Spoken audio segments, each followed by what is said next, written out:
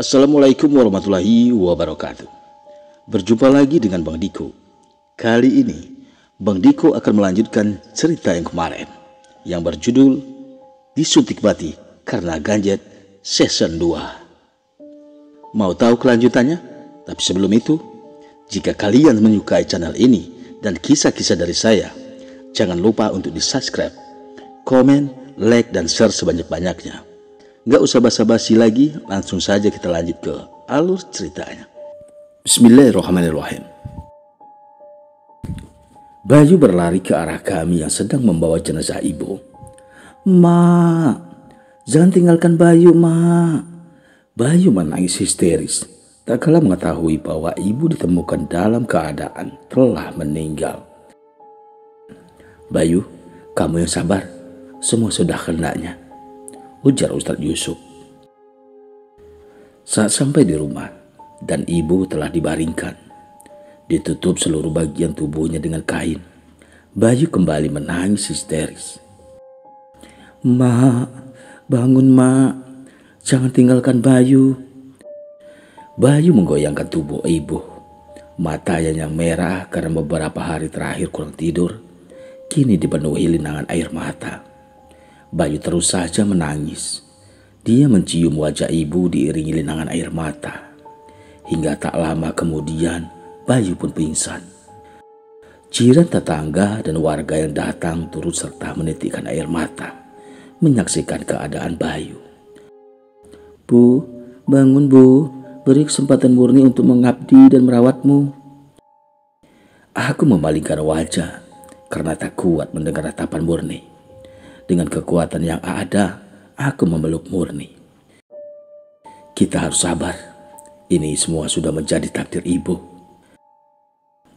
Aku hanya bisa memandang wajah ibu diiringi air mata. Hati ini terasa tersayat sembilu saat mengingat ketidakberuntungannya. Harus meninggal dengan cara seperti itu. Mestiyo, almarhum Ibu Maryam harus segera dikebumikan. Sepertinya beliau telah wafat 2 hari lalu. Tubuhnya mulai membengkak, bisik Ustadz Yusuf di tengah tangisan pilu Murni. Aku bangkit dari tempat duduk yang tadi berada di sebelah ibu. "Maaf Ustadz, bukankah menguburkan mayat pada malam hari hukumnya haram menurut Islam?" pungkasku. Menurut Abu Yazid Salama, larangan dalam hadis tersebut harus dimaknai sebagai ketidaksetujuan Nabi pada pemakaman jenazah di malam hari, bukan dimaknai sebagai dalil yang mengharamkan. "Maaf jika saya salah Ustadz," pungkasku.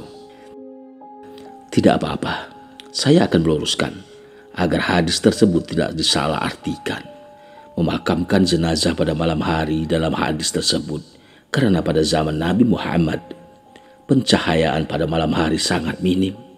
Dan tidak seperti pada masa sekarang, di mana penerangan dapat memudahkan dalam mengafani orang yang telah meninggal dan menerangi orang-orang yang datang untuk sholat jenazah dan orang-orang yang mengikuti proses pemakaman jenazah sampai selesai.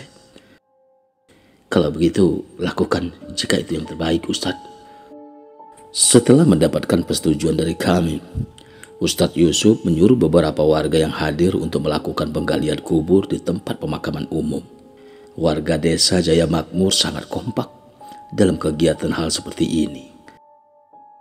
Tidak beberapa lama kemudian, salah seorang perwakilan tempat pemakaman memberitahu bahwa liang kubur ibu telah selesai digali. Malam itu juga, menjelang fajar, ibu dikebumikan.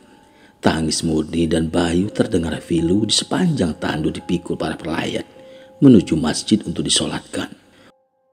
Warga yang datang cukup ramai karena memang hampir semua anak desa ini belajar ngaji dengan Bayu.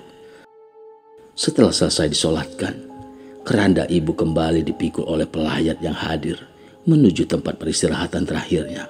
Saat ibu telah berada di dalam liang kubur, aku memberi kesempatan pada Bayu untuk mengumandangkan azan. Bayu turun ke dalam kubur, mengambil posisi dekat kepala ibu. Allahu Akbar, Allahu Akbar, Allahu Akbar, Allahu Akbar.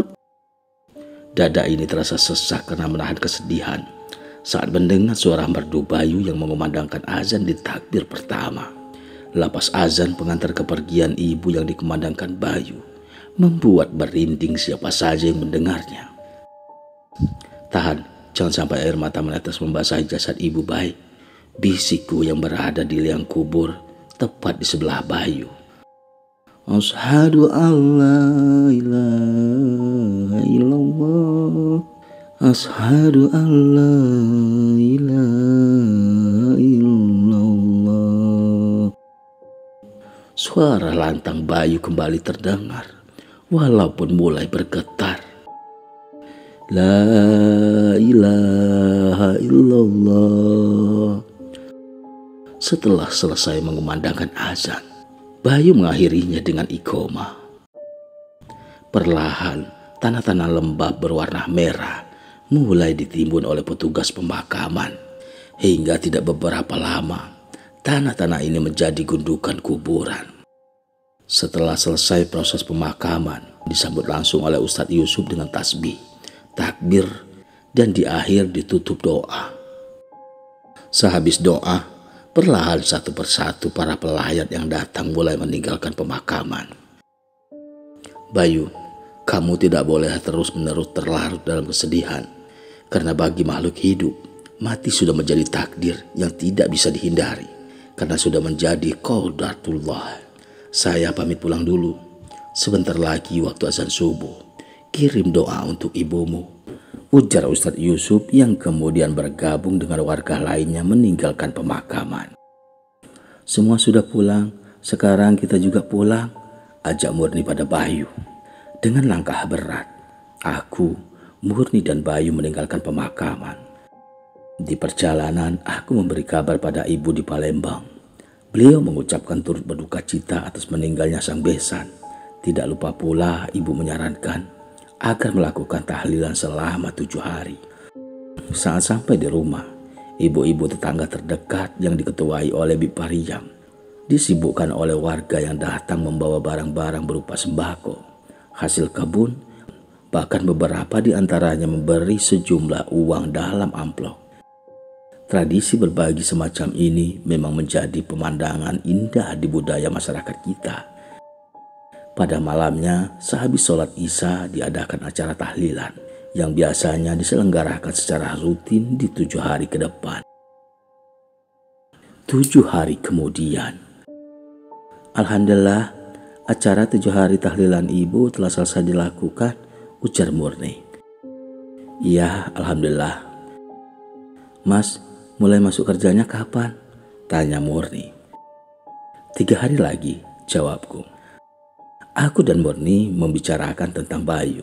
Kita sepakat akan mengajak dia tinggal bersama kami di Palembang. Kita bicarakan lagi rencana ini setelah Bayu pulang dari masjid, ujarku.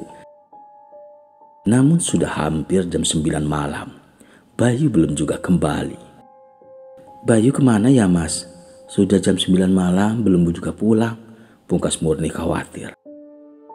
Mas akan menyusulnya ke masjid. Barangkali Bayu masih di sana, ujarku pada Murni.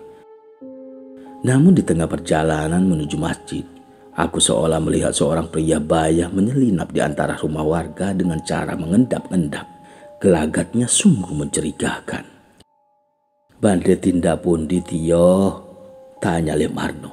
Walaupun aku belum terlalu pandai bahasa Jawa halus yang dikatakan Lek Marno, tapi aku mengerti apa yang dia ucapkan. Mau ke masjid, Lek? Jawabku dengan pandangan tak berpaling dari sosok mencurigakan itu. Aku hanya menebak-nebak suaranya saja. Melihat pandanganku yang tak berpaling itu, rupanya memancing rasa ingin tahu Lek Marno. "Oh, itu Mas Dharma, pria sinting," pungkas Lek Marno. "Maksudnya orang gila. Kerjaannya kalau malam-malam begini suka maling singkong tanaman di sekitar rumah-rumah warga," jelas Lek Marno. "Ya sudah, kalau mau ke masjid kita sama-sama aja. Saya juga ada perlu dengan Ustadz Yusuf." Aku pun mengabaikan pria yang bernama Darman itu. Angin menderu kencang ketika kami memulai langkah menuju masjid bersamaan dengan dinginnya angin malam. Di perjalanan, Lek Marno bercerita tentang sosok Darman itu. Kata beliau, orang-orang desa sudah tak heran lagi dengan kemunculan Pak Marno yang sering mengendap-endap mencuri singkong warga dengan alasan tidak ingin meladeni orang gila. "Memangnya tidak ada keluarga yang peduli?" tanyaku. Asal-usulnya yang tidak jelas membuat kita tidak mengetahui keberadaan keluarganya. "Di mana dia tinggal?" tanyaku lagi. "Akhir-akhir ini memang jarang terlihat di siang hari. Dia muncul begitu saja ketika malam hari tiba." Sejenak aku berpikir, jika Pak Darman ini benar-benar orang gila, seharusnya dia tidak mencuri singkong seperti yang kulihat, muncul ketika malam, mengendap-endap takut ketahuan, semacam masih punya rasa malu. "Memangnya kalau siang dia kemana, Lek?" tanya aku pada Lek Marno tentang sosok Darman ini. "Entahlah, ada yang bilang dia bersembunyi di dalam hutan larangan," jawab Lek Marno. Aku hanya menganggukkan kepala mendengar penjelasan Lek Marno perihal pria sinting bernama Darman itu. Sudahlah Tio, ngapain kita bahas tentang orang gila itu?" sambung Lek Marno. Kemudian dia mengalihkan pembicaraan, bertanya tentang rencana aku dan Murni selanjutnya. "Inilah yang harus saya bicarakan sama Bayu, Lek. Rencananya kami akan mengajak dia tinggal bersama kami di Palembang," pungkasku. "Sebaiknya memang begitu. Walaupun Bayu sudah beranjak dewasa dan dianggap sudah bisa mengurus hidupnya sendiri, perlu diingat untuk kita sebagai saudara tertua, masa-masa pubertas seperti inilah penting untuk kita memberi perhatian khusus. Jangan sampai kelak dia salah dalam bergaul dan menjadi anak yang binal akibat kurangnya perhatian dan kasih sayang." "Insya Allah, Lek, saya sebagai saudara tertua sekaligus orang tuanya akan mengingat selalu pesan ini." Luar biasa. Aku sungguh beruntung bisa mengenali orang-orang bijak penuh pengalaman seperti ini. Siapa lagi kalau bukan kamu, Tio? Bapak mertuamu sudah mempunyai kehidupan baru. Belum tentu juga keluarga barunya bisa menerima Bayu, pungkas Lek Marno berat. "Iya, Lek, semoga saya bisa menjadi suami dan kakak terbaik untuk Murni dan Bayu." Tidak perlu menjadi yang terbaik, tapi tetap selalu berusaha menjadi baik, karena pada dasarnya semua manusia itu baik. Hanya terkadang pergaulan dan lingkungan yang membuat kita lupa akan hal-hal baik. "Iya, Lek, insya Allah saya mengerti apa yang Lek Marno ucapkan barusan." "Alhamdulillah, ayo kita lanjutkan perjalanan." Tidak beberapa lama kemudian kami tiba di masjid. Hal pertama yang dilihat, Bayu yang sedang duduk bersila menghadap kitab suci Al-Quran. Suaranya yang merdu menggema di pengeras suara masjid. Subhanallah, ibu mertua telah mendidik Bayu dengan pengetahuan agama yang baik. Aku jadi teringat akan ibu di Palembang. Walaupun dia hanya mengetahui besannya lewat foto, keduanya memiliki kesamaan dalam mendidik anaknya. Setelah menunggu beberapa menit, akhirnya Bayu selesai mengaji. "Mas Tio sampai menyusul Bayu ke masjid, ada apa?" tanya Bayu. "Mbak mau mengkhawatirkan kamu yang belum pulang. Jadi Mas berinisiatif menyusul." "Ya sudah, kalau begitu Bayu pamit dulu sama Ustadz Yusuf, biar kita pulang bareng." Setelah berpamitan dengan Ustadz Yusuf yang sekarang Lek Marno sedang bertamu, aku dan Bayu pulang ke rumah. Di perjalanan, aku sempat mengutarakan niat aku dan Murni yang menginginkan Bayu agar tinggal bersama kami di Palembang. Tapi Bayu tidak memberikan reaksi. "Sebaiknya kita bicarakan di rumah saja, Mas. Saat ini Bayu belum bisa berpikir, ujar Bayu. Itu lebih baik. Kamu bisa leluasa jika berbicara dengan mbakmu. Malam ini cuaca terbilang aneh. Cahaya rembulan yang terlihat sama-sama di balik awan.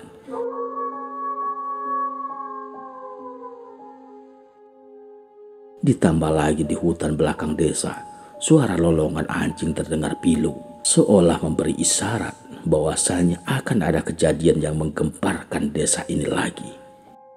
Kamu lihat itu? Ujarku pada Bayu, tak kalah melihat seorang perempuan setengah baya tengah berjalan di kegelapan malam, menuju ke arah hutan di belakang desa seorang diri. Astagfirullah, itu Mbok Retno. Sampai jumpa lagi di episode berikutnya. Wassalamualaikum warahmatullahi wabarakatuh.